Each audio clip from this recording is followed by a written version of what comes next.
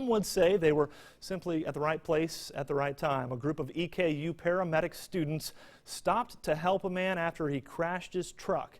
ABC 36's Amber Kriska joins us live in the studio to show us how these students put theory into practice to help save a man's life. Amber? 4 paramedic students and their instructor were on their way back from a conference in Maryland. They were driving on an interstate in Charleston, West Virginia, when they saw the aftermath of a crash. They immediately jumped out to help, and for these students, it was time to test their knowledge.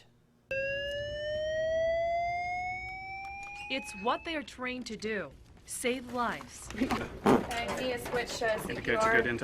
This is practice, but Saturday evening, it was real life. He had a lot of secretions in his airway. He was in a bad spot. He was in the floorboard. A man somehow lost control, traveling on an interstate, and crashed his truck.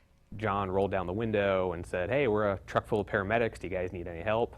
And you could see the relief on the faces of the other bystanders. They were the first ones there and knew they needed to help, even though they weren't expecting anything like this. The only equipment we really had was just us and what we've been taught. Those many hours in the classroom were put to the test. He had a diminished level of consciousness and a lot of fluid in his airway. So he wasn't able to protect his own airway and ensure that he wasn't choking on his own fluids. So we had to do a lot of work to ensure that that didn't happen.